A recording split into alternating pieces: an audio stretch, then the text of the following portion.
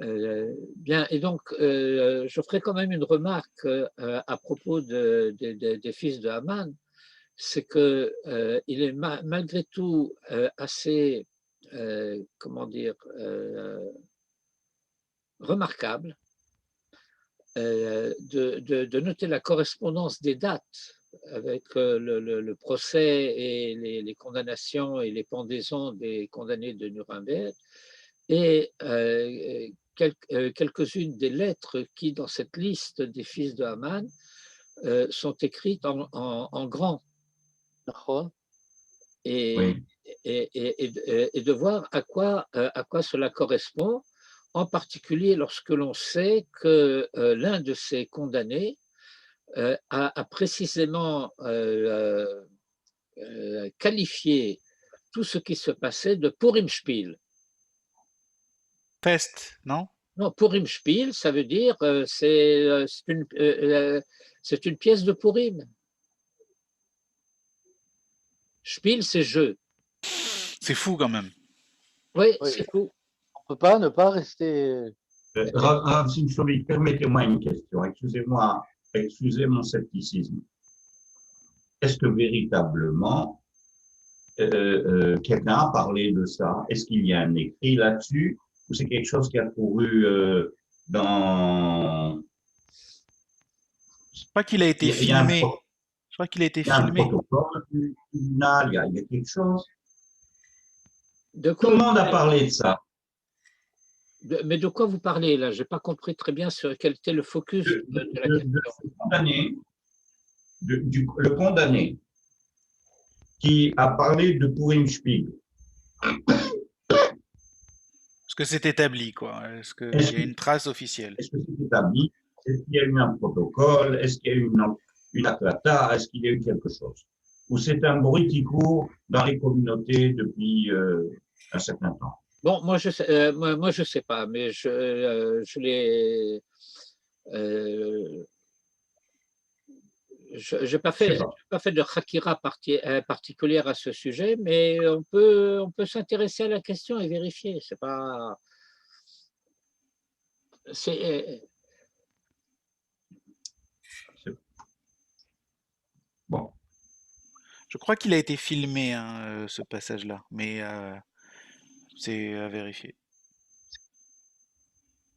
toujours. Moi, je voudrais qu'on parle plus de Purim au niveau Oui, oui. de la compréhension de l'histoire, du déroulement des événements, de ce que ça représente pour nous aujourd'hui, etc., etc. Un monde, c'est plus on lit cette Megillah, plus on est ahuri de la quantité de motifs qu'il y a. Oui. Bien, écoutez, je pense que une, une partie du problème de notre compréhension de la Megillah vient du fait que nous lisons la Megillah de manière un petit peu isolée pour des raisons liturgiques du reste du Tanakh et qu'en particulier, il y a quelques livres de la Bible qui sont un peu des parents pauvres. Et c'est très dommage parce que, bon, c'est pas pour rien qu'ils font partie de la Bible. Je pense en particulier au livre d'Ezra et de Néhémie et au livre des Chroniques. Et étant donné que ce sont des livres, ce qu'on appelle les livres historiques, ils permettent de reconstruire dans une assez large mesure le schéma général de, de la position des événements qui sont racontés dans la Megillat Esther par rapport à l'histoire d'Israël de ce temps-là. Et, et alors pourquoi est-ce que c'est important? Eh bien, c'est parce que nous allons nous trouver à l'intersection de trois problématiques dont la Megillah va nous montrer les interactions les unes avec les autres, dans un contexte qui est celui de ce qu'on appelle dans la tradition Hester Panim, et de manière plus précise Hester betor Hester ou Hastara betor Hastara. Et donc je vais peut-être partir de ce point-là. Il y a un passage talmudique, si c'est important, je vous le retrouve dans quelques instants, qui pose, entre autres questions, Esther min haTorah minayin.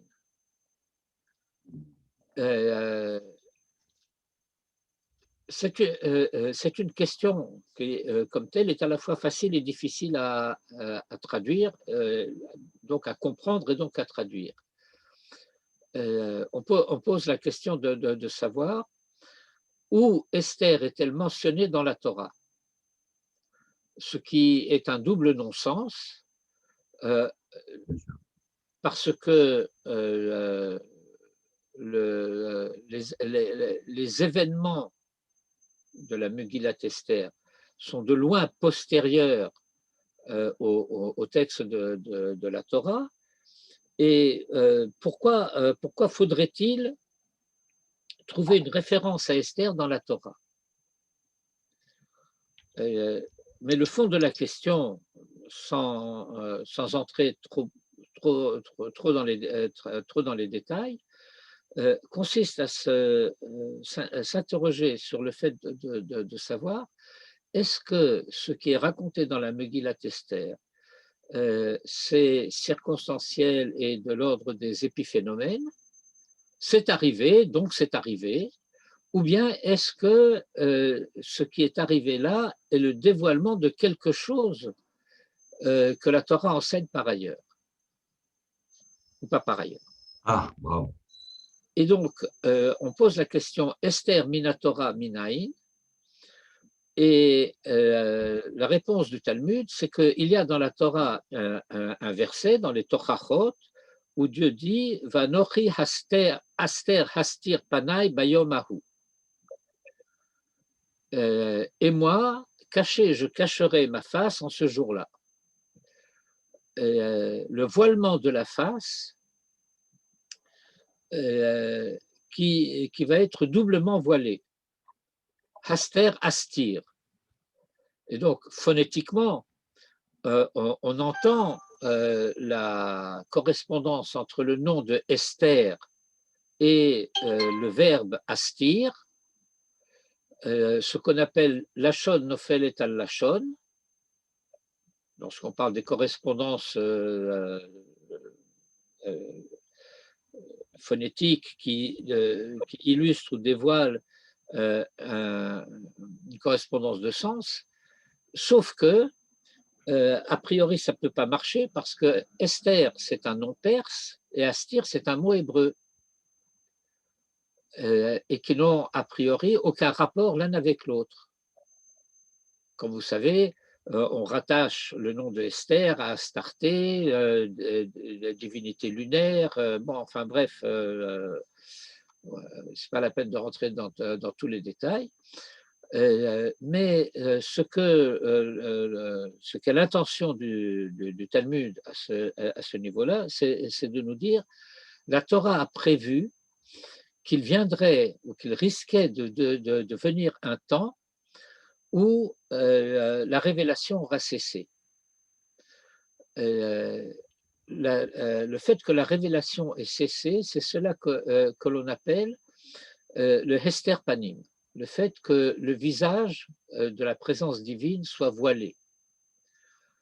Lorsque le visage est voilé, je dirais d'une certaine manière méconnaissable, ça crée déjà une situation difficile. Mais lorsque même le fait que c'est voilé est voilé, c'est-à-dire que non seulement, je parlais un petit peu en langage un peu simple, non seulement Dieu est caché, mais même le fait que Dieu soit caché est caché. Alors, pour parler de Lachon Nophelet al Lachon, c'est caché. Et Pardon, Rav, Dieu est caché et reprenez la fin de votre phrase, j'ai pas vous avez dit Dieu est caché et alors je reprends la phrase. Je dis que quand la révélation cesse, quand la prophétie cesse, alors il y a une situation dans laquelle on dit que Dieu est caché. oui. Il ne parle, il ne semble-t-il ne parle plus. Ou en tout cas, nous n'avons plus les aroutsim, les véhicules qui nous permettent de l'entendre. Manitou avait donné une fois, il y a longtemps, l'exemple suivant. Le fait qu'un poste récepteur soit abîmé n'a aucune influence sur l'émission. Mais lorsque mon poste ne reçoit plus, je peux croire que l'émission a cessé. Et puis, ça, c'est déjà une situation problématique. Mais lorsque même le fait que Dieu est caché, et que on n'a même plus le souvenir direct, immédiat de quel était l'état de ce monde lorsque Voilà. la présence divine était perceptible objectivement. Depuis le début de la Genèse, et de manière de plus en plus,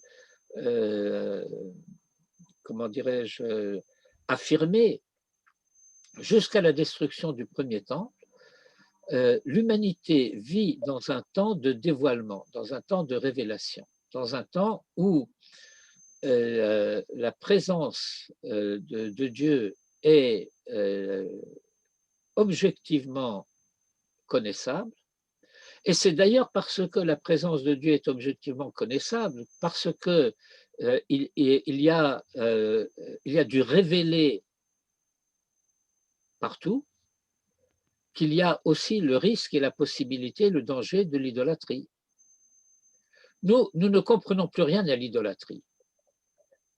Peut-être que l'un des derniers personnages qui, dans la culture contemporaine, que je connaisse en tout cas, qui a eu un peu une perception de cela, c'est Malraux. Lorsqu'il parle des divinités orientales, et où il a cette phrase, dit que pour la religiosité hindoue, okay, eh bien, la statue, ce n'est pas simplement une représentation, mais c'est qu'il croit à la présence effective du Dieu dans son simulacre. Dire que c'est peut-être l'un des derniers vestiges de cette perception qui fait que lorsque quelque chose est perçu comme étant divin, alors on a une certaine tendance à lui vouer un culte.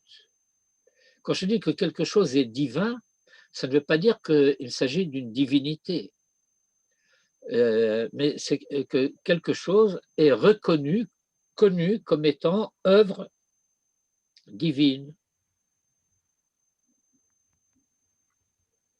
Et donc, dans la tradition talmudique, nous savons que au moment du retour d'Ezra Shivat Sion de ce temps-là, avec la constitution de la Knesset Hagodola et les débuts de la reconstruction du Beth Amikdash, eh bien, le Talmud témoigne du fait qu'on a constaté que ce qu'on appelle le Yetzer de Avodah Zara avait disparu. Pas disparu totalement, ce genre de choses ne disparaît jamais totalement, il y a toujours des rémanences, il y a toujours, mais que du point de vue du problème fondamental que cela posait à l'humanité et donc aussi à la société d'Israël, autant où la prophétie était dévoilée, eh bien que ce problème était devenu extrêmement second et n'occupait plus du tout la place prépondérante.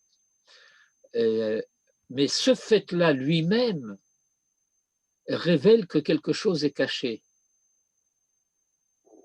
Or, qu'est-ce qui était caché en même temps que se trouvait cachée la présence divine et le phénomène de la révélation comme tel?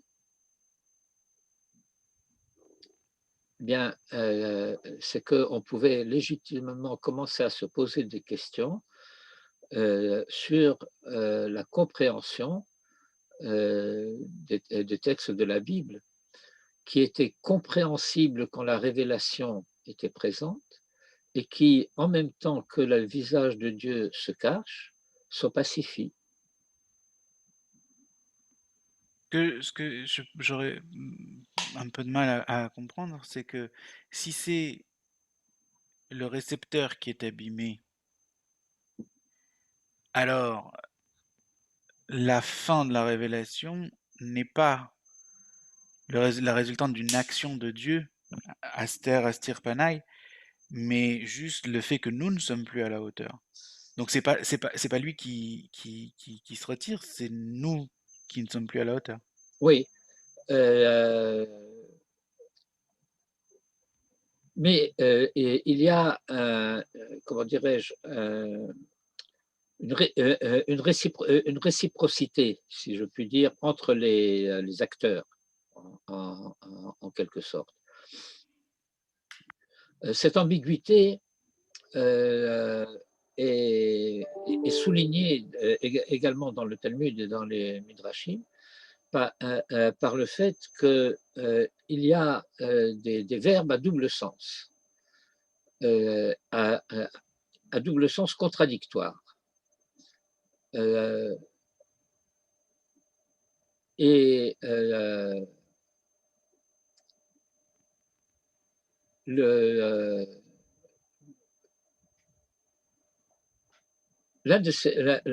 des versets dit Kol Gadol Velo Yassaf, que la voix de la prophétie, la voix de la révélation était une grande voix, Velo Yassaf. On demande qu'est-ce que ça veut dire Velo Yassaf. Alors ça peut être relié. Vélo, Comment?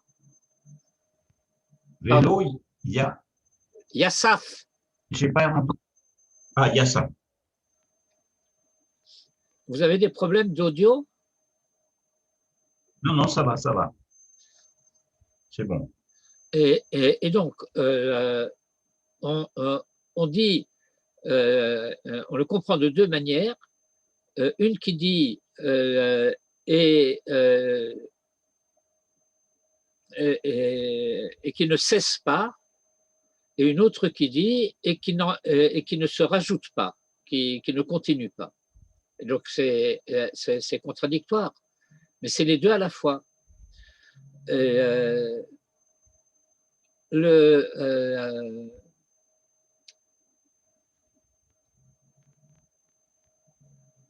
La manière dont la présence divine se révèle dans le monde quand elle se révèle,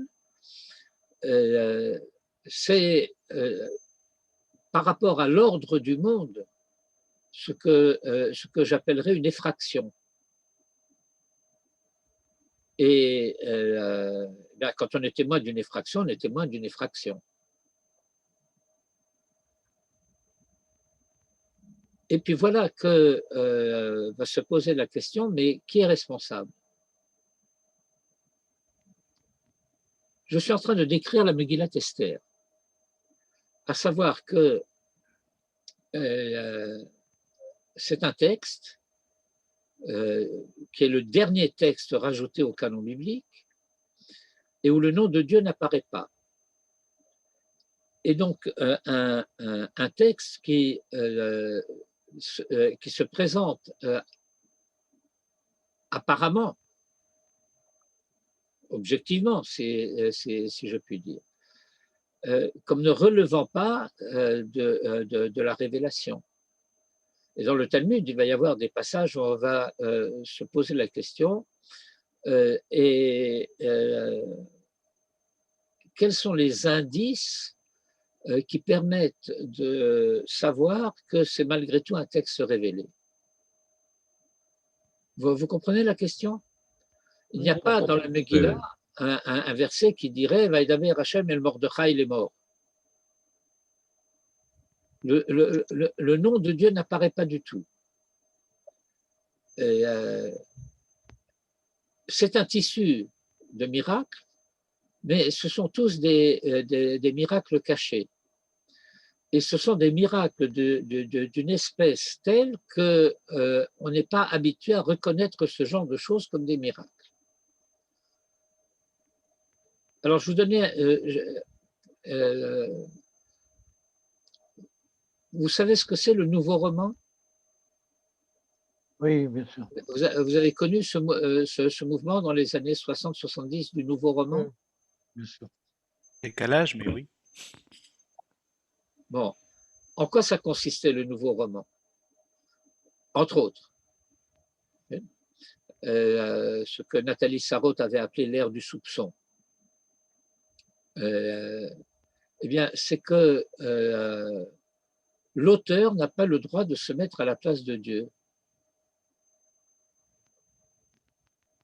L'auteur, c'est-à-dire le narrateur, en quelque sorte, peut raconter ce qu'il voit, ce qu'il sait, ce qu'il a constaté, mais il ne peut pas prétendre savoir ce qui se passe dans la tête des différents personnages qui vont apparaître dans le livre.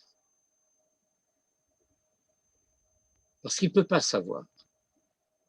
Il peut dire, j'ai pensé qu'il pensait cela, mais il ne peut pas affirmer, et un tel a pensé ceci, et une telle a pensé cela, et raconter des choses qui sont en dehors de la scène. Eh bien, on a quelque chose d'analogue dans le Talmud à propos de la Megillat Esther. Il y a un verset qui dit Vayomer Haman belibo. Et Haman s'est dit en son cœur, à qui le roi voudrait-il faire honneur si ce n'est à moi?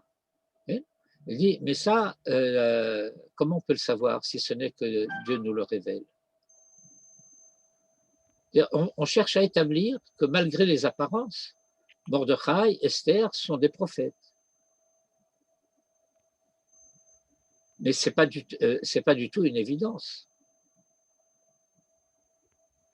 Ils ne se présentent pas a priori comme tels.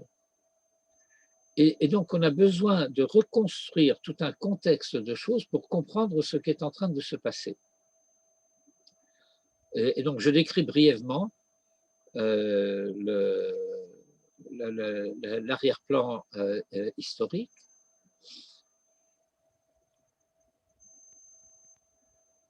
L'Empire perse, les Perses et les Mèdes, ont détruit l'Empire babylonien et l'ont supplanté, l'ont remplacé.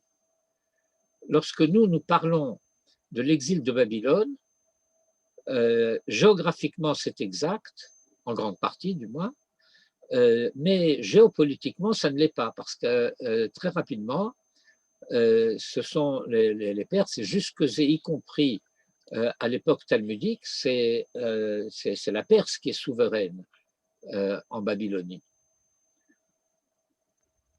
Et puis voilà que après la destruction du temple par Nabuchodonosor, après la déportation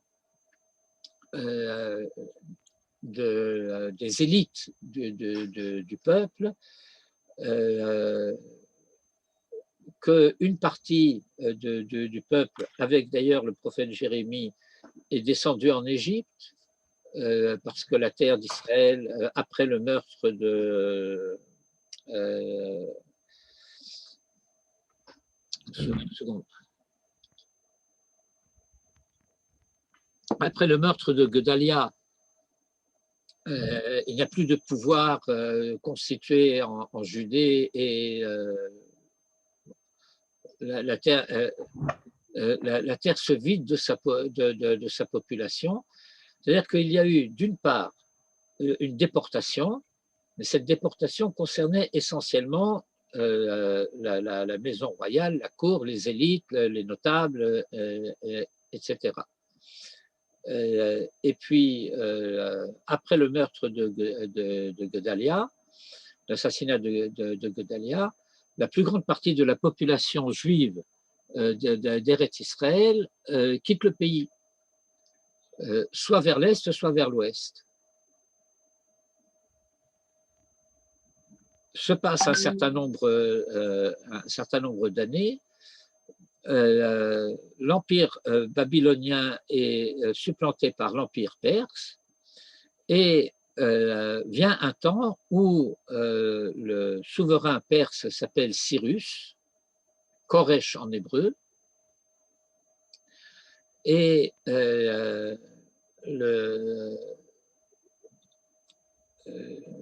Koresh fait état du fait qu'il a eu une inspiration, une vision, une révélation, peu importe comment cela s'interprète, c'est un sujet pour lui-même, que vous retrouvez en particulier à la fin du deuxième livre des Chroniques. Et c'est d'ailleurs là-dessus que, d'après l'ordre traditionnel, ou l'un des ordres traditionnels, en tout cas parce qu'il y a des discussions quant à savoir dans quel ordre il faut rédiger le Tanakh, enfin rédiger, publier, mettre les différents textes. Bien, dans nos éditions, le dernier mot du Tanakh, c'est Aliyah. C'est Koresh qui dit que Dieu m'a donné comme instruction de lui construire un temple à Jérusalem, et donc qui de son peuple est prêt à s'y engager, eh bien, qu'il monte. Ya'al, c'est le dernier mot du Tanakh. Et donc, une petite minorité, sous la conduite d'Ezra, revient en Eretz Israël et commence à rebâtir Jérusalem et entreprend la reconstruction du temple. Mais quand je disais tout à l'heure que la stratégie de domination dans l'Antiquité, c'était pas seulement par les Babyloniens, c'était aussi le cas des Assyriens et des Perses, enfin d'une manière générale, c'était pas seulement de déporter les populations et les cadres du pays, mais d'en importer d'autres d'ailleurs. Et donc il y avait des populations qui avaient été importées en Eretz Israël par Nabucodonosor et les siens, et qui voyaient d'un mauvais œil le juif revenir, enfin les Judéens à l'époque, revenir en Eretz Israël. Ça rappelle quelque chose. Comment? Ça rappelle quelque chose. Oui, ça rappelle des choses. Et alors, ça va rappeler encore plus de choses, c'est parce que ils vont attaquer les Juifs.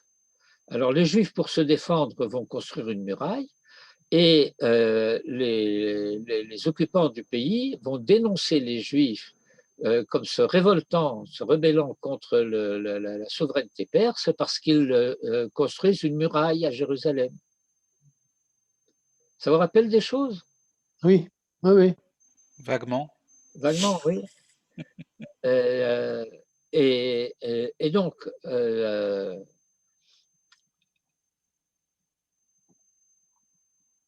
c'est le contexte dans lequel vont s'inscrire les premiers événements racontés par la Megillah. Ça veut dire que l'Empire perse va interdire la poursuite des travaux. Et alors, il va y avoir des délégations de la communauté juive d'Eretz Israël qui va intercéder, qui va dire « mais nous avons un document ».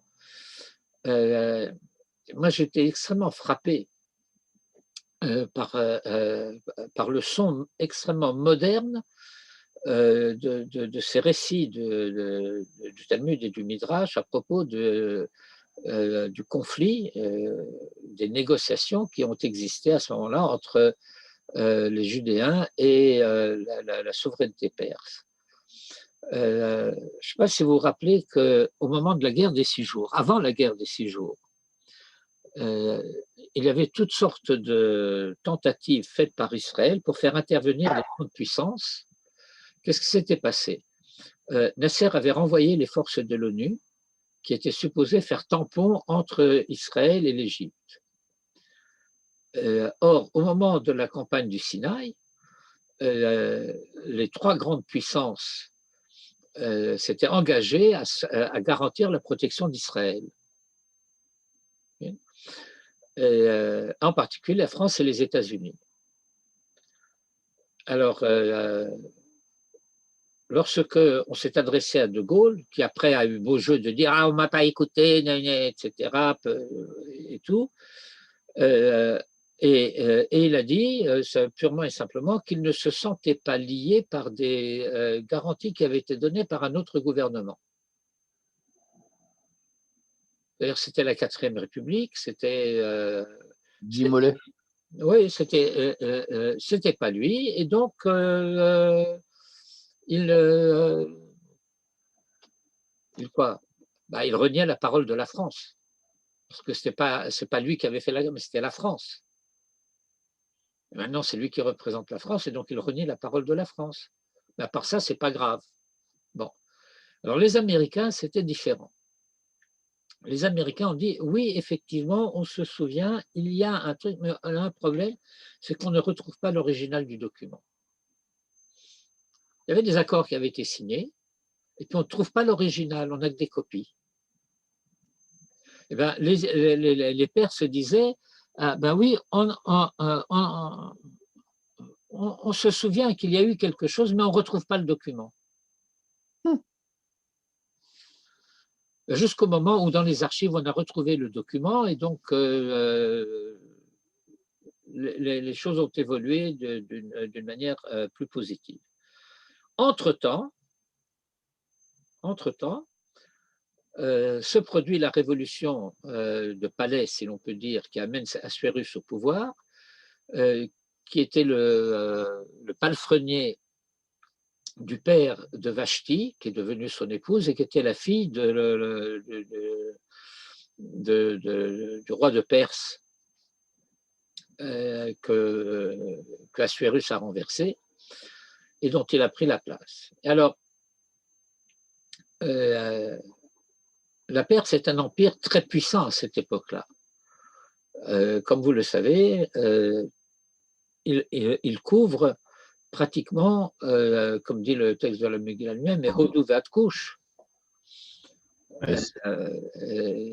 Ça veut dire que tout l'Orient jusqu'aux Indes et à l'ouest jusqu'à l'Éthiopie et peut-être le Soudan.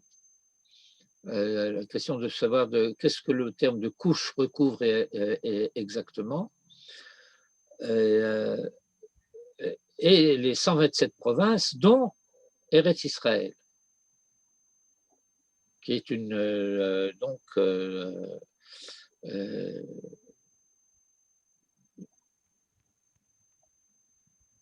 subordonnée à l'Empire perse. C'est une province de l'Empire perse de cette époque-là. Et donc, le roi Assuérus doit faire différentes choses pour asseoir son autorité auprès des différentes populations et en particulier aussi à l'égard de la population juive. Donc, va se poser la question de savoir, et cette population juive, de quelle manière va-t-elle réagir en ce temps-là? Et donc, cela pose un double problème, parce que c'est une population qui est restée en exil alors qu'elle aurait dû retourner en Eretz Israël avec Ezra et qui ne l'a pas fait.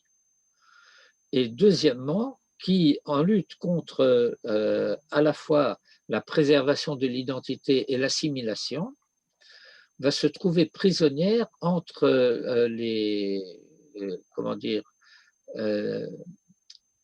la générosité et les pièges d'Assuérus.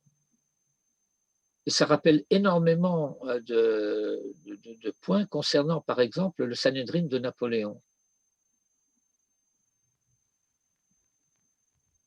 Le Sanhédrin de Napoléon comportait un certain nombre d'avancées dans l'intégration des communautés juives au sein de l'Empire français de l'époque, mais en même temps leur posait des problèmes qui n'étaient pas simples, parce que pratiquement Napoléon demandait aux rabbins d'entériner les mariages mixtes, ce qu'ils n'ont pas fait. Mais il a fallu faire preuve de prouesse, de diplomatie, et donc l'arrière-plan sur lequel commence la description de la mainmise du pouvoir par Assuérus sur l'Empire perse, et avec les différents banquets, et qui a pour arrière-plan cette incertitude de la communauté juive concernant que faut-il faire. Est-ce qu'on peut ne pas aller au festin du roi? Est-ce que ça ne va pas être interprété comme une insulte, etc. Et si on y va, est-ce qu'on peut ne pas boire, ne pas manger? Bon. Qui va garantir la cache-route? Enfin, je ne veux pas épiloguer sur cette espèce de choses, mais donc la tradition va se poser la question de savoir et quelle était la faute de cette génération pour qu'il soit menacé comme ça par l'arrivée au pouvoir de ce personnage de Haman. Parce qu'on dit, ce genre de choses n'arrive pas en vain. Alors, il y a des discussions pour savoir est-ce que c'est parce que, à une époque plus antérieure, les Juifs se sont prosternés devant la statue de Nabuchodonosor. Alors on dit oui, mais comme Nabuchodonosor, c'était pas même si lui se considère comme un dieu, c'était quand même pas une divinité, donc c'était pas de l'idolâtrie. Enfin, il y a énormément de discussions de savoir est-ce que c'est la participation au festin ou est-ce que c'est le fait de s'être prosterné devant cette statue, Ishtachavu Tselem, comme on dit dans la tradition. Ce qu'on peut, si vous voulez, en termes un peu contemporains, traduire en disant, mais finalement, lorsque nous sommes dans un temps qui est supposé être un temps de fin d'exil, et nous savons par tradition que les temps de fin d'exil sont des temps extrêmement à la fois vulnérables et féconds. Fécond parce qu'on a la chance de pouvoir rentrer chez soi et de reconstruire et de se reconstruire, comme disait un slogan des anciens élèves du Rav Kook, Banu la'aretz livnot ou le hibanot. Et puis voilà qu'une partie de la population ne revient pas.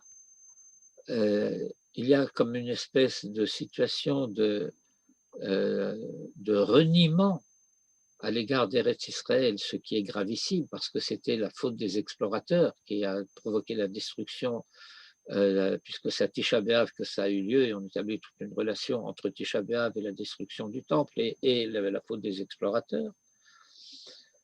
Et donc il y a ce contexte du non-retour accompagné d'un contexte de perte d'identité, d'assimilation,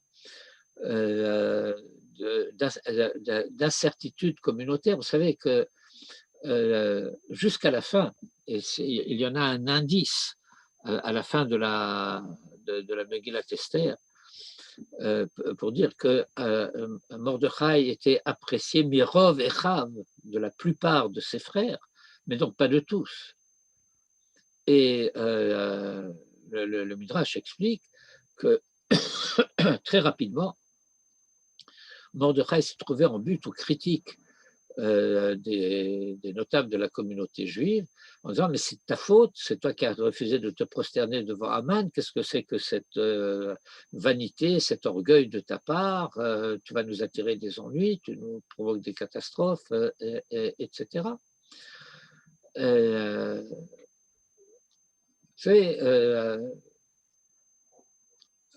Il est intéressant de relire, de lire, parce qu'on possède ces archives, les débats dans les institutions juives du début de la Deuxième Guerre mondiale en France, de savoir, faut-il se faire recenser, ne faut-il pas se faire recenser, faut-il, comment réagir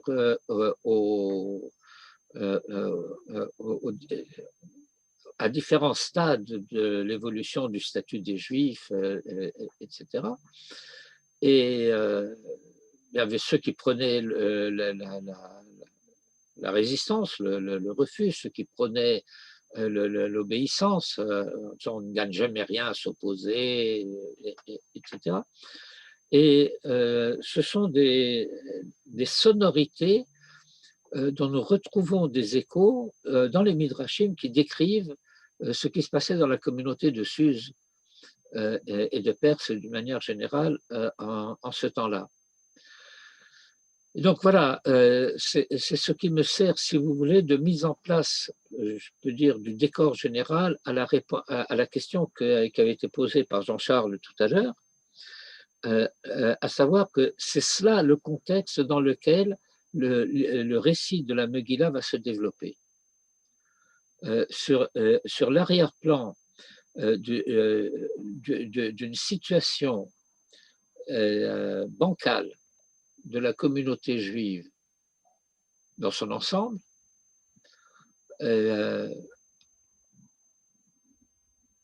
une petite minorité en Eretz Israël menacée et fragilisée par l'opposition des antisionistes de l'époque, l'incertitude du pouvoir politique en Perse à leur égard, parce que oui, certains ministres se souviennent qu'effectivement, on a parlé d'une autorisation qui avait été donnée par Cyrus, et puis finalement, on retrouve le document, et donc on restaure et on repermet la suite de la... Mais en même temps, ce qui se passe, c'est que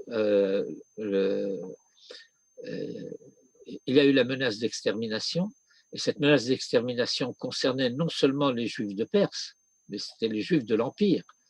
Et quand on sait que l'Empire comporte également Eretz Israël, ça veut dire qu'il s'agissait d'une menace, d'un risque de génocide absolu. Et alors le Talmud s'interroge, et les Midrashim s'interrogent, mais qu'est-ce qu'on a fait pour mériter ça?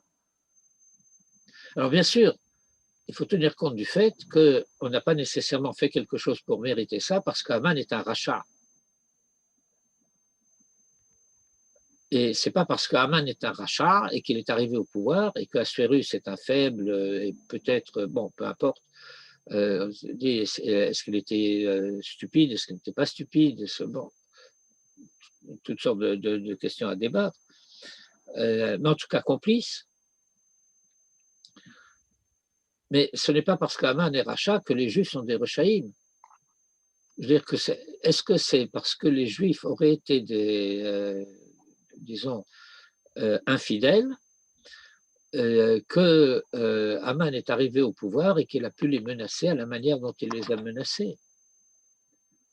Et si c'est le cas, qu'est-ce qui a fait qu'ils aient pu être sauvés malgré tout? Ah oui, ben c'est vrai, il y avait une jeune femme qui était devenue entre-temps l'épouse d'Assuérus, et qui a joué un rôle séducteur dans cette affaire. Mais enfin, c'est un peu léger. Oui. D'abord, il faut se souvenir que le roi Assuérus n'avait pas hésité. Il a regretté un peu après, mais enfin, il n'a pas hésité malgré tout à faire condamner sa première épouse à mort.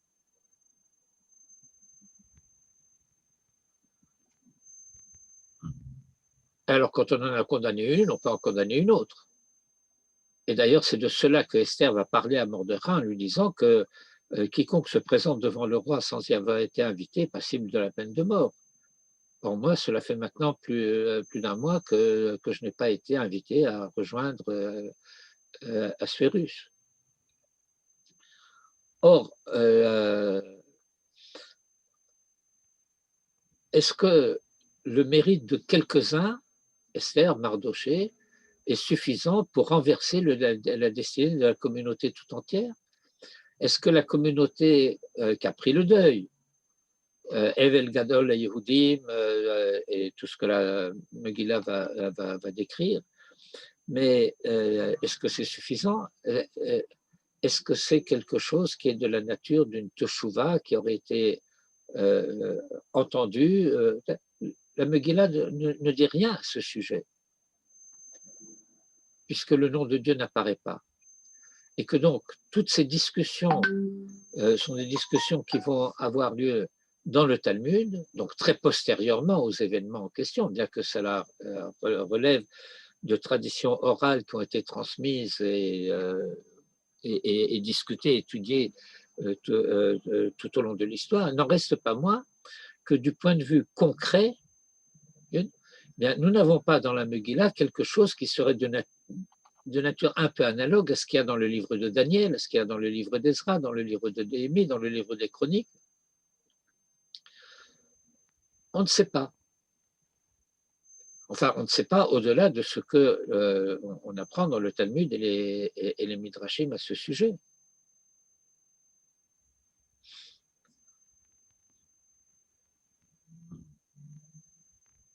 Et par conséquent, je dirais que la Megillat Esther occupe une place particulière parce que de tous les textes bibliques, c'est celui dont nous sommes le plus proches, parce que nous sommes dans la même situation. Dans une situation où l'exil est dominant, le peuple est dispersé. Est-ce que dispersé, il est divisé? Oui et non. Jusqu'à un certain temps, il est dispersé mais pas divisé. Et puis plus on approche des temps modernes, et plus il s'avère que cette dispersion, eh bien, elle recouvre quand même des divisions. Lorsque les Juifs de Pologne ont commencé à arriver en Occident, alors les Juifs d'Allemagne et les Juifs de France parlaient des Ostjuden, des Juifs de l'Est. Et donc, toutes ces mesures dont on parle, elles ne nous concernent pas nous, elles les concernent eux.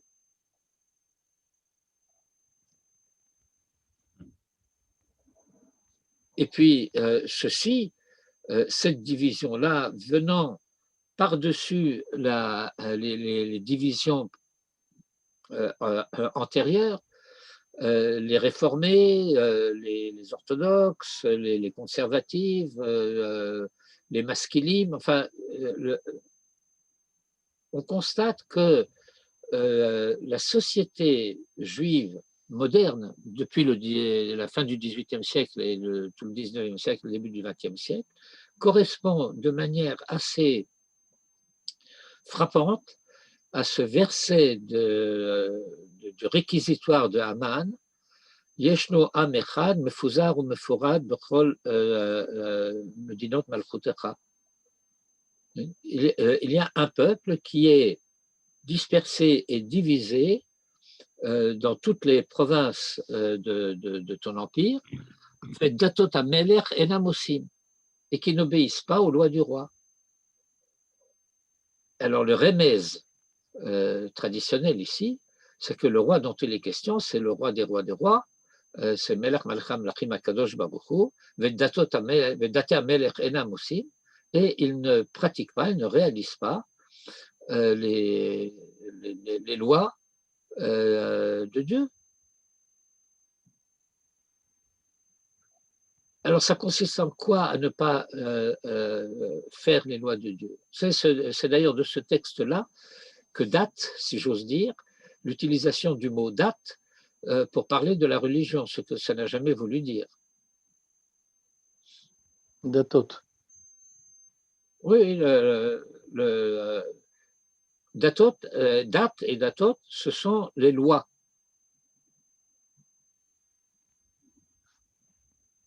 Ce n'est pas une religion. La religion peut comporter des lois, mais elle ne se confond pas avec.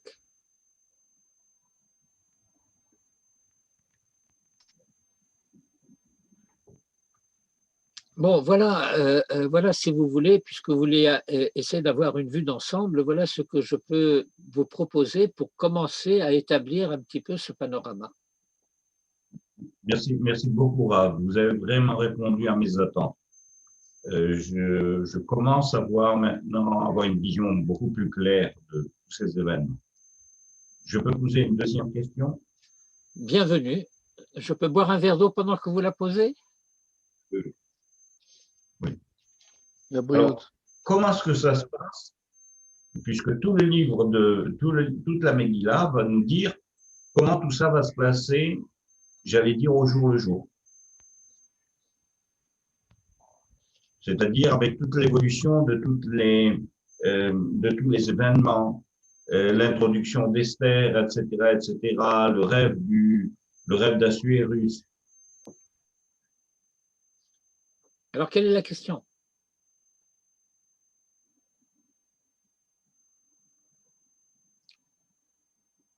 Jean-Charles nous a abandonnés.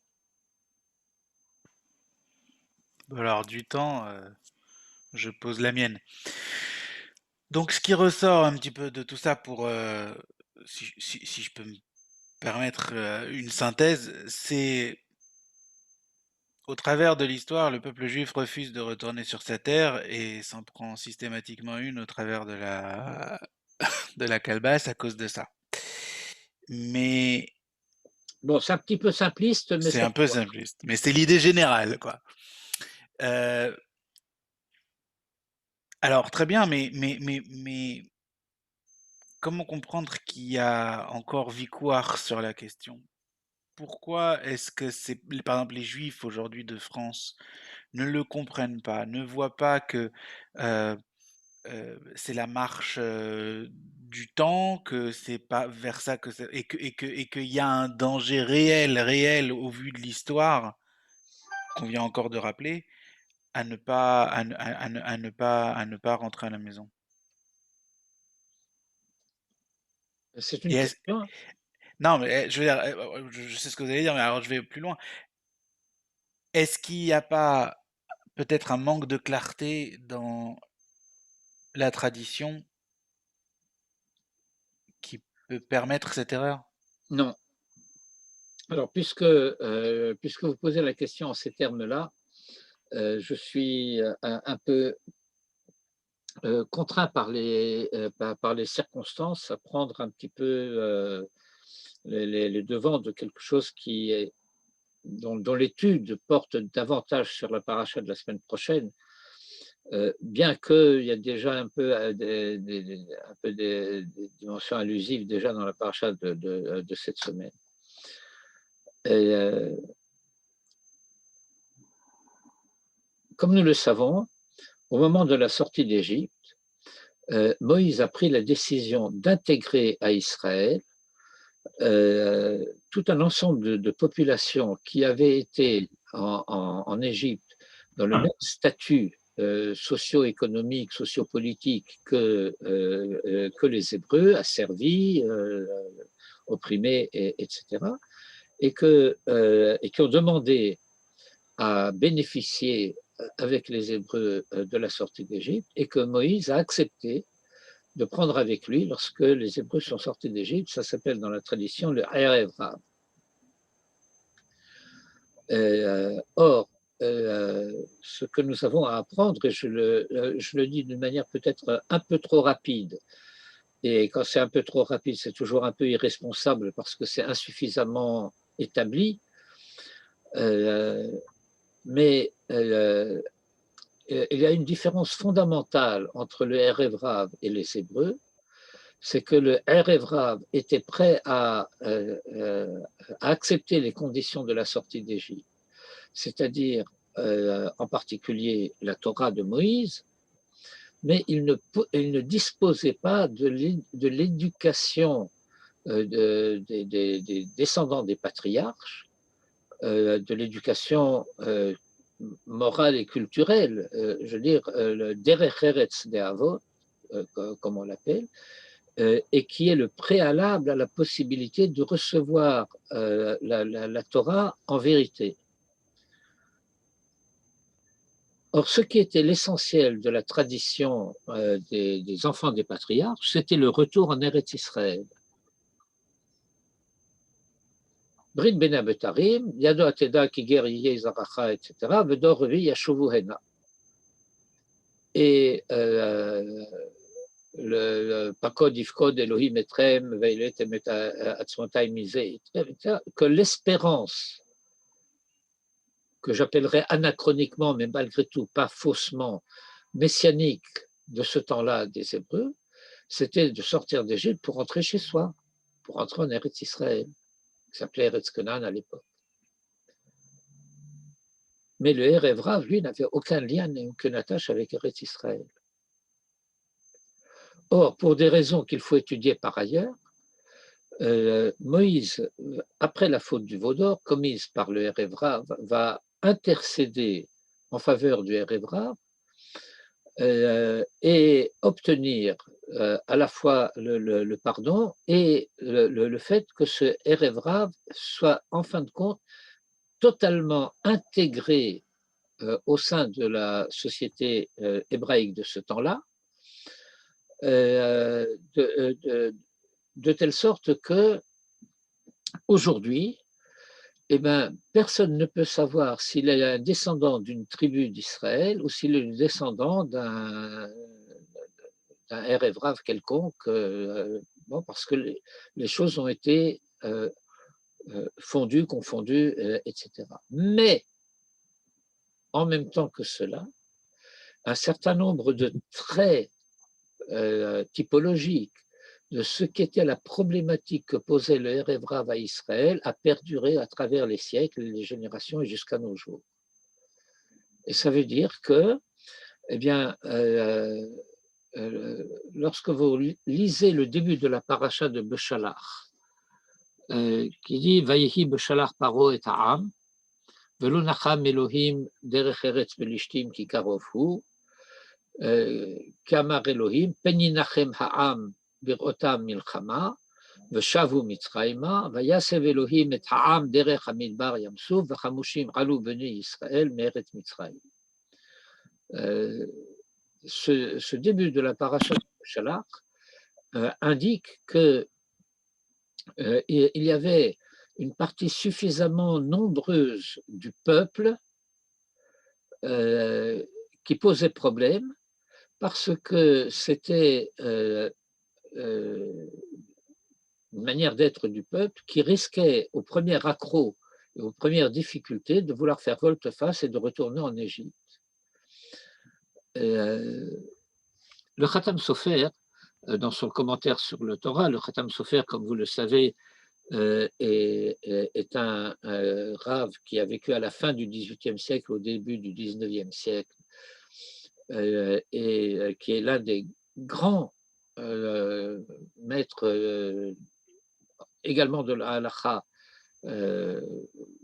pour l'époque contemporaine. Il a une influence considérable et il explique que Bené Israël, dont il est question à la fin de ce passage de Béchalar que j'ai cité, représentait un cinquantième de la population de ceux qui étaient sortis d'Égypte. Un cinquantième. Et donc, eux, c'était, si je puis dire, les sionistes militants de l'époque, mais ils n'avaient pas le pouvoir, n'avaient pas la capacité d'entraîner à leur suite tout le reste de la population qui est sortie d'Égypte en marche arrière.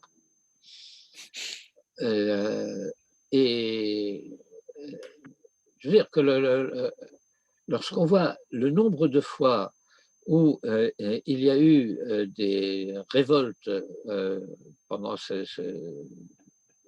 le temps de la marche au désert, où après la deuxième phrase, c'était Nitnarosh Nashuva Mitzrayma, changeons de chef, on en a marre de Bibi, on va mettre quelqu'un d'autre à la place et on retourne en Égypte. Et vous pouvez remplacer Bibi par tout ce que vous voulez, mais c'est à chaque fois cette chose-là. Non-reconnaissance de la vérité des événements et retour arrière. Bon. Or, ce que nous apprenons en particulier dans le Zohar, c'est que tout cela, c'est l'influence du Erev Rav. Il y a une générosité universaliste dans le peuple juif qui fait que le peuple juif est prêt à partager la Géoula avec n'importe qui, c'est-à-dire avec tout le monde, mais donc avec n'importe qui. Et en porter les conséquences. En porter et en supporter les conséquences. C'est-à-dire que lorsque j'ai dit il y a un instant que les Béné Israël, dont il est question à la fin de ce passage de Béchalar, n'avaient pas la puissance nécessaire, la force nécessaire, même avec Moïse et Aaron, pour entraîner à leur suite le reste du peuple. Alors bien sûr, il faut tenir compte de cette pesanteur du reste du peuple. Et qu'est-ce que c'est 1 sur 50? Ça ne représente pas énormément aux élections. On n'est même pas sûr de passer à Houza Khassima. Alors se pose la question de ça, mais pourquoi sommes-nous si faibles?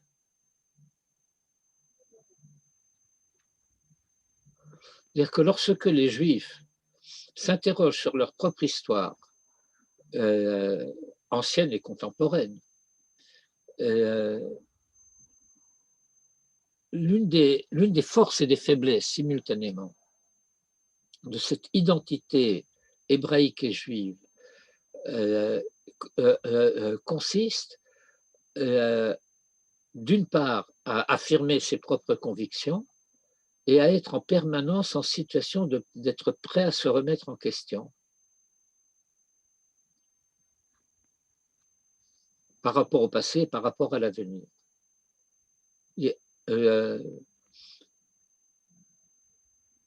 Comment se fait-il que au milieu des années 90, après les accords d'Oslo, lorsque la presse en particulier a dévoilé que toutes sortes de provocations qui avaient été attribuées à la droite extrémiste, etc., étaient en fait des machinations du Shin Bet. Et que c'était connu et que tout le monde le savait, que ça avait été rabâché, et bien, il n'en restait pas moins qu'il y avait dans la gauche pure et dure israélienne et dans le journal Haaretz et chez Meretz, des gens qui continuaient à accuser les sionistes, le sionisme religieux, la droite israélienne de manière générale, de tout un ensemble de choses dont on savait que c'était des machinations du Shin Bet. Comment ça se fait? Comment c'est possible? Est-ce que ces gens-là sont vraiment à ce point malhonnêtes fondamentalement, foncièrement? Et ce serait donc le Erev Rav ou le côté un petit peu trop humaniste propre aux Juifs, justement? Eh bien, les deux. Ça veut dire que lorsque quelqu'un va poser une question, hein, eh bien, j'aurais pas appelé ça le côté humaniste, mais Universaliste, c'est même pas. c'est vrai aussi, mais ce que je veux dire, c'est qu'une identité sensibilisée de manière plus qu'aiguë à la préoccupation, à la problématique de la moralité, qui a engagé son avenir sur le jugement moral, ne peut pas ne pas se poser la question à chaque fois de savoir qu'en est-il. Or, en attendant d'avoir donné la réponse, hein, eh bien, l'histoire se passe à côté de moi. Et donc, il y a une erreur je dirais, de jugement, en quelque sorte. C'est le fait que si je peux avoir une question à me poser sur mon histoire propre personnelle, ça ne remet en rien en question l'histoire de la collectivité qui doit se poursuivre. Or, c'est là que le bât blesse. Vous savez, qu'est-ce qui a amené au pouvoir le gang des osloïstes? C'est le Likoud qui était au pouvoir. Et pendant que se déroulaient les négociations à Madrid, il y avait ces traîtres qui discutaient à Oslo et qui, d'après les lois du pays de cette époque-là, étaient passibles de peine de prison pour contact avec l'ennemi. Pourquoi ils n'ont pas été mis en tôle tout de suite? Ah, parce qu'il y a eu des élections et les élections les ont apportés au pouvoir. Et pourquoi est-ce que les élections les ont amenés au pouvoir? Eh bien, c'est parce que la droite a été divisée. Pourquoi? Parce que, en particulier, tout le bloc des partis du sionisme religieux se sont émiettés sur des détails de stupidité, de conception des choses. Ah, je ne suis pas d'accord avec toi sur ce centimètre carré, je crée un parti et je me présente aux élections. Et bien sûr, je n'atteins pas le Ahouza Hassima, mais entre-temps, tout le camp de droite est donc minorisé. Très faiblement, ça s'est joué à quelques voix.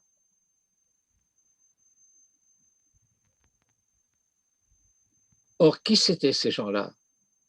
Ces dissidents et c'était de grands idéalistes, c'était des grands juifs, c'était le Rav Levinger de Hebron. Yehuda Cohen. Yehuda Cohen.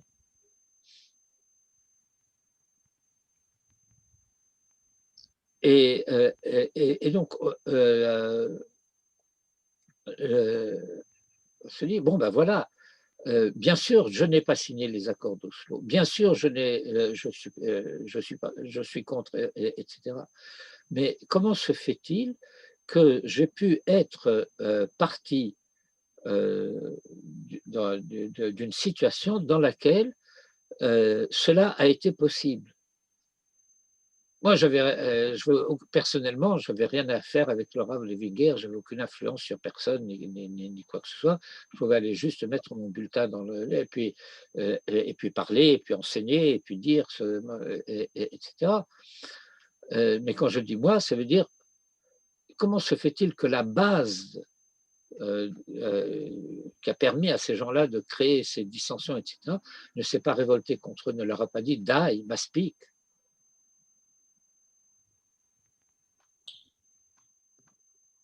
Ça repose éternellement la question d'un manhig, d'un chef. Or, il se trouve malheureusement que depuis Begin, peut-être un peu avec Shamir, mais depuis Begin et Shamir, la droite n'a pas de chef véritable, capable non seulement de faire entendre sa voix, mais de convaincre aussi. je ne voudrais pas qu'on rentre dans ce domaine. Je voudrais qu'on reste sur la ligne de conduite de Purim et éventuellement d'une Kabbalah avec ce qui se passe actuellement. Si on pouvait revenir, parce que j'ai peur qu'on commence à donner nos idées sur ce qui se passe actuellement, Non, puisqu'on mais est à la veille d'une...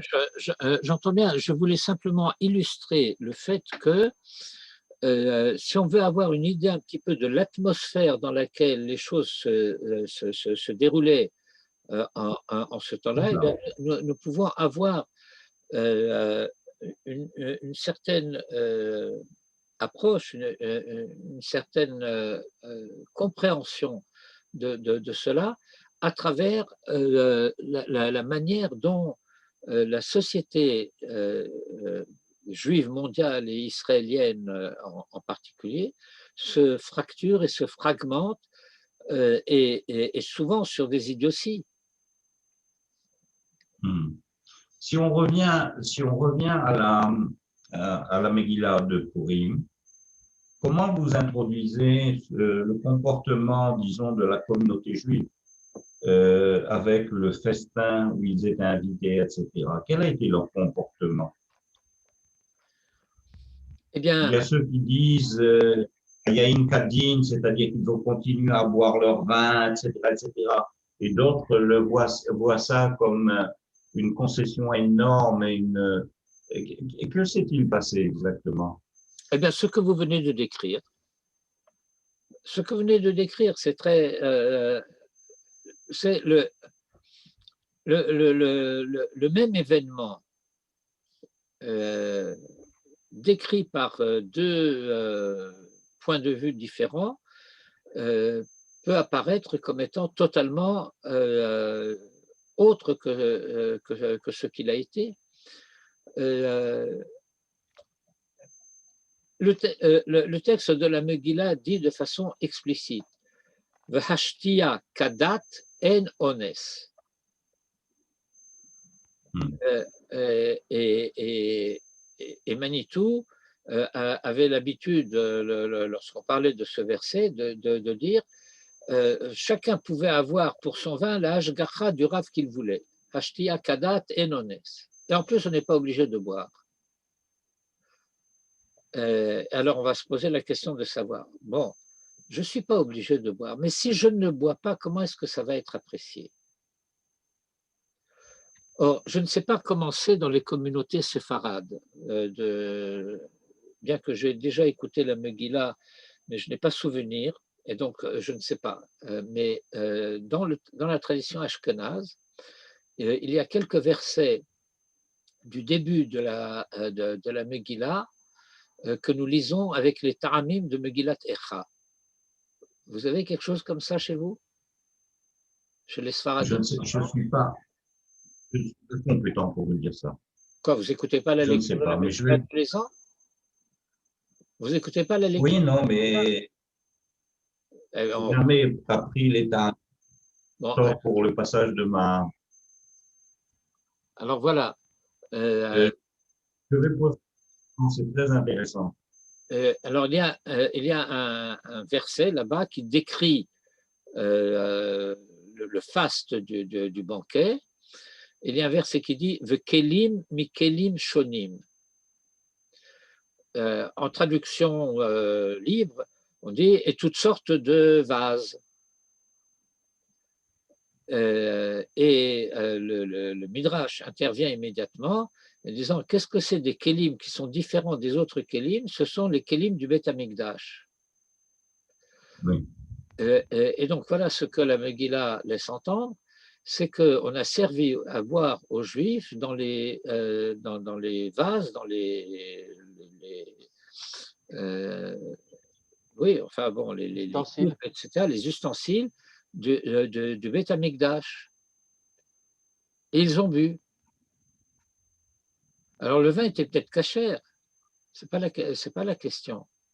Mais nous lisons Vekelim Mikelim Shonim avec les tamim de Megillat Echa, c'est-à-dire avec la Megillat Esther, c'est Simcha, mais ça c'est deuil. C'est-à-dire,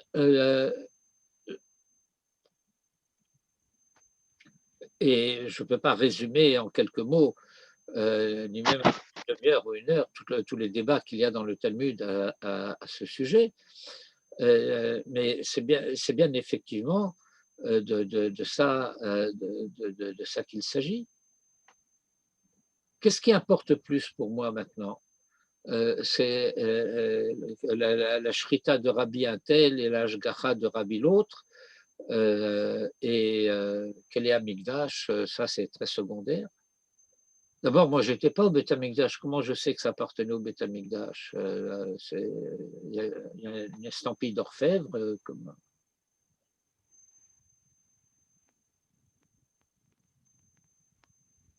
Non, je donne ça un petit peu comme ça, comme un argument pour prétexte à se dédouaner. Mais... Ils ont manqué, ils n'avaient pas de Hamoud Shidra, comme on dit.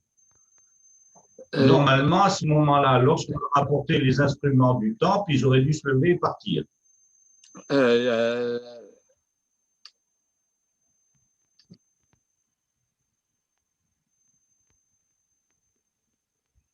En tout cas, étant donné que le texte avait dit Vehashtia Kadat en Ones, et que comment ça s'appelle, les maîtres d'hôtel, etc., avaient reçu des instructions Lasot Kirtson Ish Ve Ish, eh bien, on applique les décrets de la volonté royale, Lasot Kirtson Ish Ve Ish. Merci, non.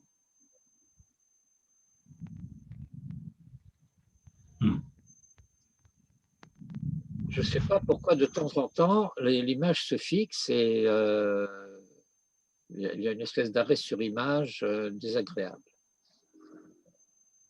Chez qui? Chez moi? Non, chez moi. Non, mais vous voyez tout le monde figé ou juste une personne? Moi, je me vois figé. Ah, d'accord, ok. Ah bah, je vous rassure, vous n'êtes pas figé. Non, je ne suis pas figé. Bon. Grâce à Dieu. Grâce à Voilà. votre bien. Et donc, simplement pour compléter le panorama dont j'ai parlé, eh bien, nous apprenons finalement des textes de la fin de la Megillat Esther que non seulement cette Megillah va être le dernier texte qui va être rajouté au canon biblique et qui donc ce texte de la Megillah en tant que tel va clore ce temps-là de la révélation. Je fais une petite parenthèse. Vous savez que traditionnellement, la Megillah, c'est un rouleau. On a l'habitude de parler des rouleaux de la Torah. Et ça provoque des confusions. Parce que, en termes traditionnels, la Torah est un livre, pas un rouleau. Quelle est la différence entre un livre et un rouleau?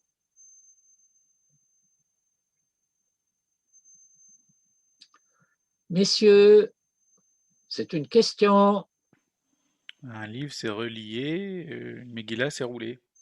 La Torah, c'est un livre et ce n'est pas relié.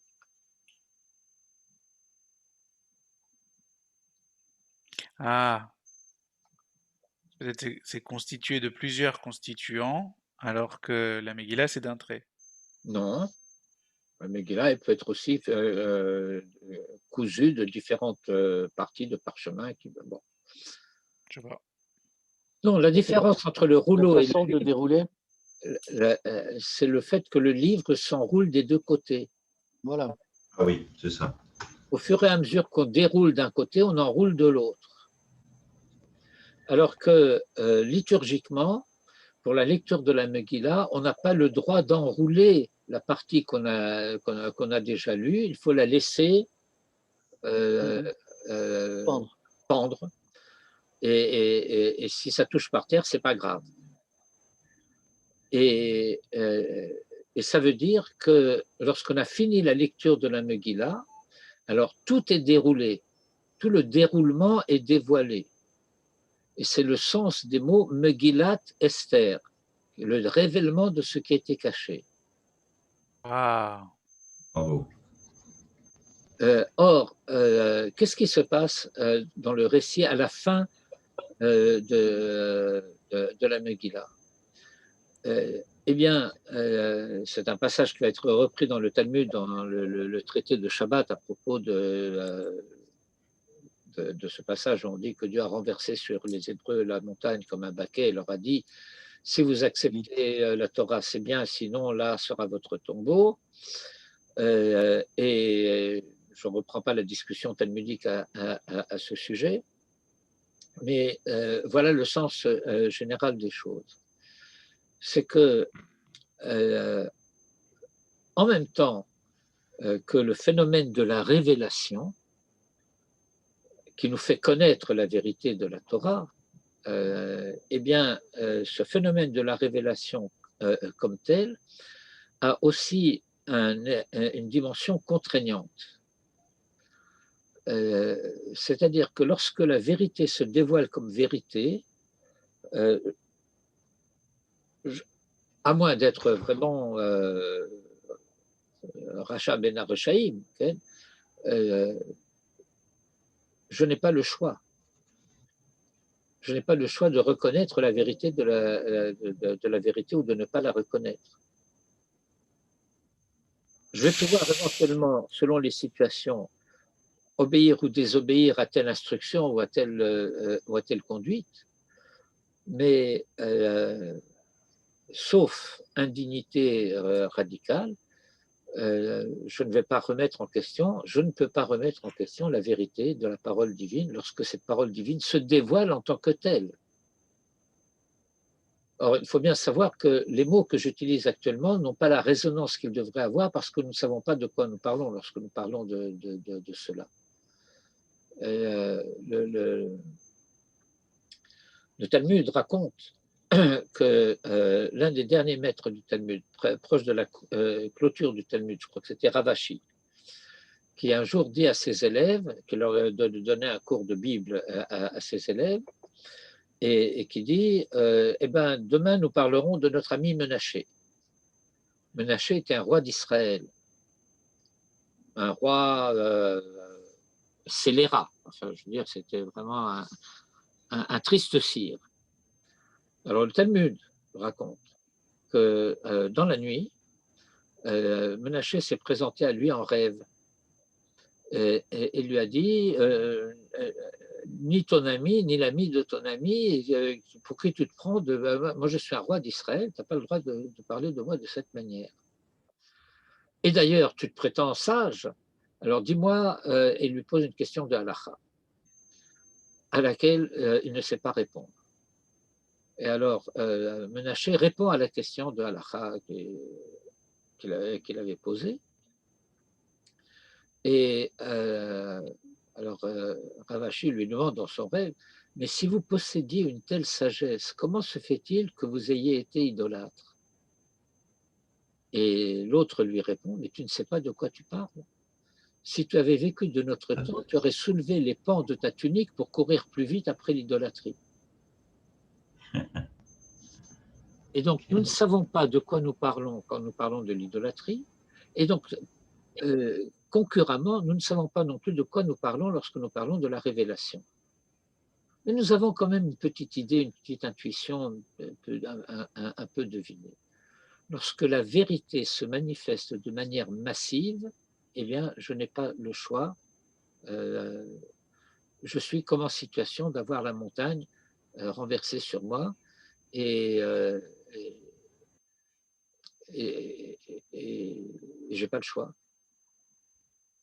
Or, cette situation de la pression de la révélation a perduré pendant tout le temps de Baït Rishon.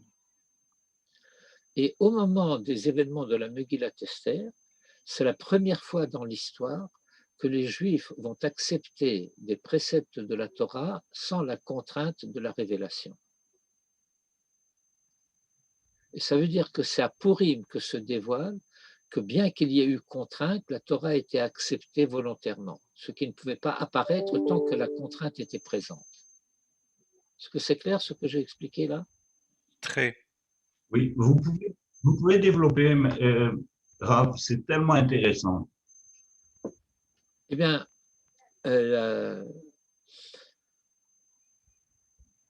le, le modèle, si vous voulez, que nous avons de la vérité avec laquelle on ne peut pas discuter, ce sont les mathématiques. Étant admis quelques axiomes de mathématiques, les démonstrations s'enchaînent ensuite de manière absolument rigoureuse et à laquelle la raison humaine, souveraine par ailleurs, est obligée de se soumettre. Parce qu'en vertu des lois mêmes qui régissent la raison, eh bien, la raison ne peut pas contester la vérité de ces démonstrations mathématiques. Or, imaginez que parce qu'il y a ce que j'appelle le phénomène de la révélation, des propositions spirituelles et morales et la force des théorèmes mathématiques. La force de conviction, la force d'évidence.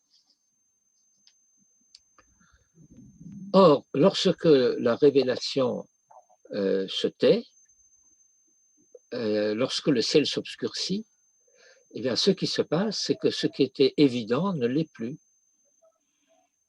Aïe, aïe, aïe, voilà, voilà, voilà. Or, lorsque ce qui va être l'œuvre salvatrice de cette première génération de ce qui est raconté dans la Megillah, dans la première Mishnah de Pirkei Avot, Unevi'im saruha le'anshe knesset hagedola, lorsque les derniers prophètes transmettent la Torah au premier maître de la grande assemblée, ça veut dire quoi qu'ils transmettent la Torah? C'est pas qu'ils leur donnent les clés du coffre-fort où étaient enfermés les parchemins, c'est qu'ils leur transmettent les clés de lecture de la Torah. Ils leur donnent les moyens de comprendre au niveau de la sagesse humaine, de l'intelligence humaine, ce qui se formulait au travers du discours de la prophétie lorsque la révélation était courante. Et maintenant, cela veut dire qu'il va y avoir quelque chose que je vais appeler Emunat Rachamim, la confiance dans le fait que les sages sont véridiques, qui va remplacer l'évidence immédiate du temps de la révélation. Et ça veut dire que depuis les événements de Purim, eh bien, il y a un approfondissement de l'attachement d'Israël à la Torah, à sa tradition et à son histoire, parce qu'elle est vraiment libre.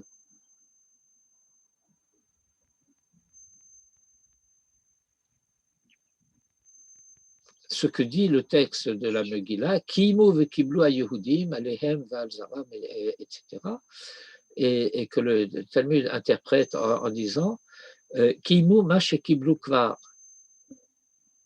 Or, étant donné que nous ne comprenons pas l'hébreu de la Bible et que nous projetons très souvent sur l'hébreu de la Bible des sens qui proviennent de la compréhension contemporaine de certains mots avec les déviations inévitables que cela comporte, alors on peut comprendre à la rigueur qu'est-ce que ça veut dire kiblou, et c'est pas sûr, mais on ne comprend plus très bien ce que ça veut dire kiimo. Alors on traduit kiimo par réaliser.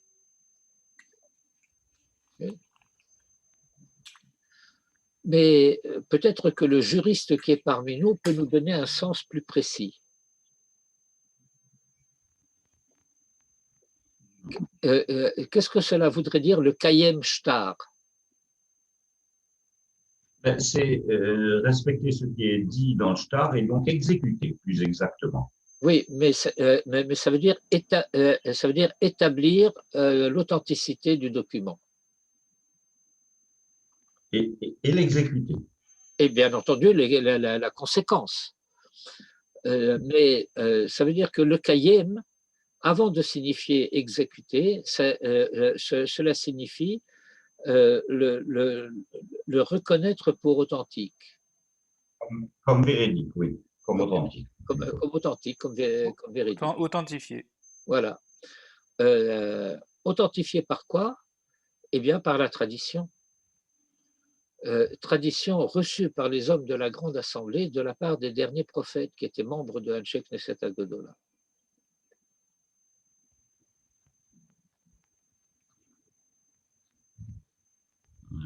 Sfania,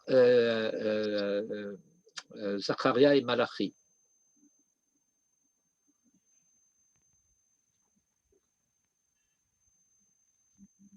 Et donc, voilà la raison pour laquelle la Megillat Esther et les événements de Purim vont occuper une place tellement importante dans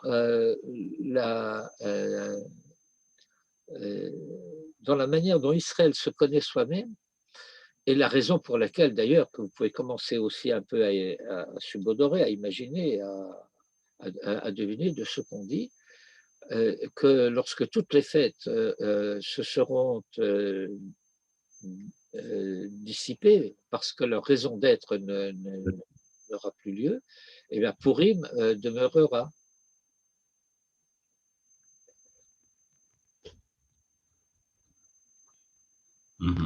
Bien sûr, c'est formidable.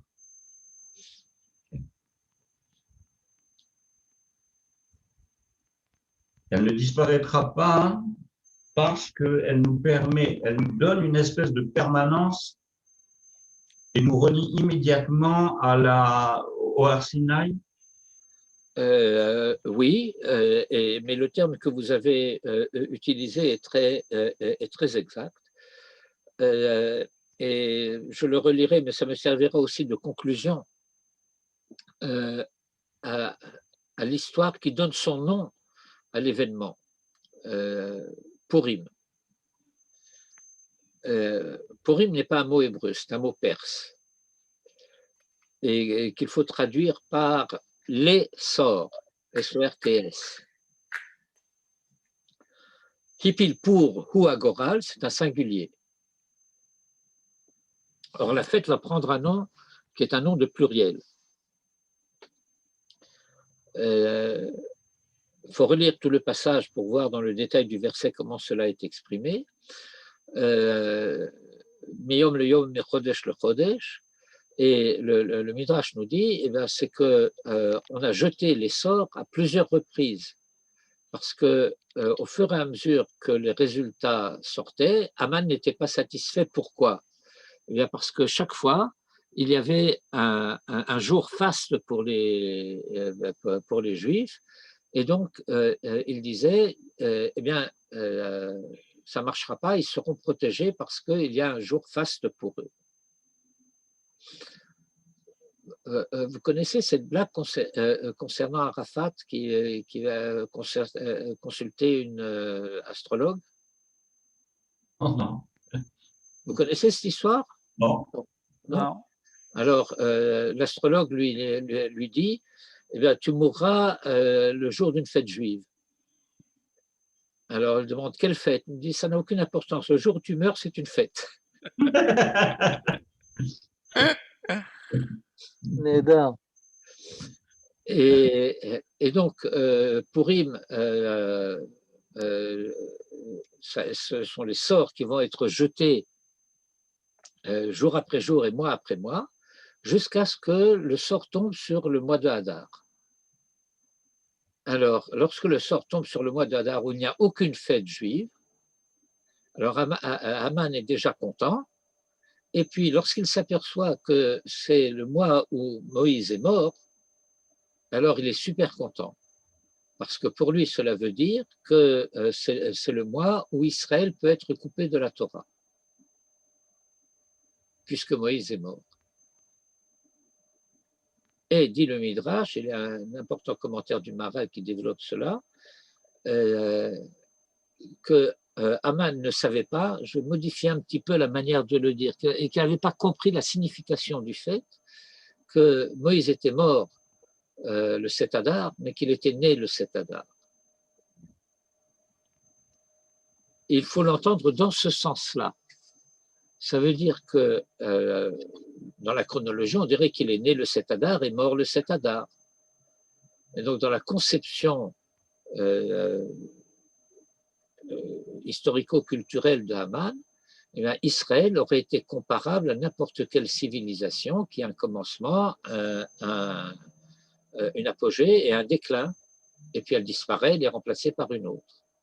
Et donc Moïse meurt, c'est le déclin, et donc Israël est vulnérable, on peut le détruire. Mais ce qu'il n'avait pas compris, c'est que Moïse est né le jour où il est mort. Pas qu'il est mort le jour où il est né, qu'il est né le jour où il est mort. Qu'il y a une nouvelle dimension, qu'il y a une nouvelle dimension d'histoire qui apparaît avec la mort de Moïse, et qui est celle où se confirme ce que nous appelons le Netzach Israël, la pérennité d'Israël, et que nous manifestons en particulier par le fait que nous recommençons la lecture de la Torah au moment même où nous l'achevons, pour dire que, eh bien, on n'achève jamais la lecture de la Torah. Vous savez, il y a une différence importante à comprendre, et elle n'est pas toujours facile à comprendre chez beaucoup, et même chez des gens bien. C'est qu'il y a une différence entre la vérité et l'exposé de la vérité. La vérité est une. Il n'y a pas de chronologie interne à la vérité. Mais il y a une chronologie et une pédagogie nécessaire à l'exposition de la vérité. Or, la Torah est vraie en elle-même, dans toutes ses parties, dans toutes ses composantes, simultanément. Ce que va, par exemple, exprimer à une certaine dimension cette formule talmudique classique traditionnelle, En Mukdam u'Meuchar Batorah. Et que nous pouvons lire en nous inspirant d'un commentaire du Gaon de Vilna sur autre chose, mais qui est pertinent ici aussi. En Mukdam u'Meuchar Batorah, aval beSefer Torah yesh. Il n'y a pas de chronologie dans la Torah. Mais quand je vais écrire la Torah sur un livre, sur un parchemin, eh bien, il va y avoir ce que je vais écrire d'abord et ce que j'écrirai ensuite. Et par conséquent, il y a un déroulement du texte en tant que texte, mais que je dois parvenir intellectuellement, spirituellement, moralement à récapituler dans une unité Ardut Pshuta. Au-delà du facteur temps auquel moi je suis soumis dans mon approche, dans ma lecture.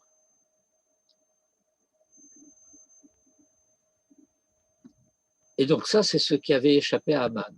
C'est que l'histoire d'Israël n'est pas similaire à l'histoire des nations. Parce qu'au moment même où cela semble s'achever, c'est le moment où cela recommence. C'est la notion de Rosh Chodesh. À savoir qu'il y a des cycles et que ces cycles ne sont pas des cycles qui se referment les uns sur les autres, mais qui se déploient à la manière d'une spirale. Donc, pour utiliser une petite image, je dirais que grâce à cette compréhension du temps, Israël a le ressort nécessaire pour traverser l'histoire. יפה.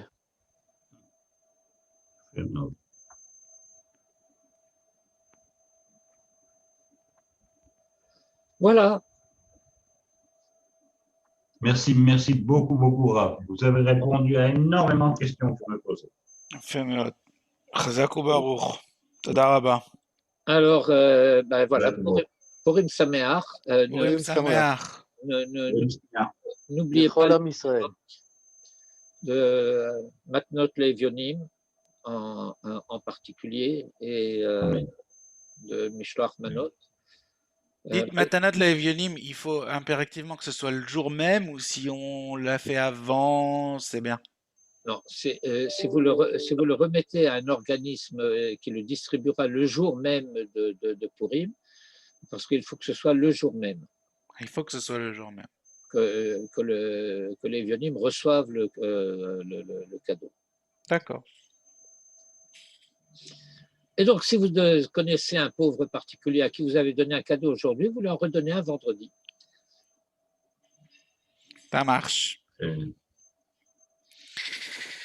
Shavua Tov. Merci beaucoup. Vous me verrez. פורים שמח. Mercredi soir, votre cours de mercredi soir sera sur la Parashat Shavua ou sur Purim? Les deux. Les deux? Mais je vous rappelle que c'est à 7 heures. Oui, je sais, j'ai vu. Maintenant, c'est très bien d'ailleurs. Pour moi, c'est très bien. C'est à 7 heures. Ça veut dire que ce sera juste un peu après la fin juste après le début du jeûne. Enfin, un peu avant le début du jeûne. Non, le jeûne, on peut manger jusqu'au matin. Oui, je sais, mais ça veut dire que il faut le poser comme condition. C'est-à-dire que D'accord. tous les jeunes qui normalement commencent à la fin du jour, et on dit la fin du jour, c'est le moment où je vais me coucher. À moins d'avoir posé comme condition que même si je dors un peu, pour moi la journée n'est pas terminée, je me réserve le droit de manger ou de boire avant le lever du jour. Mais si on n'a pas posé la condition, on est coincé. Je ne savais pas ça. Ok. Tu poses la condition en début d'année.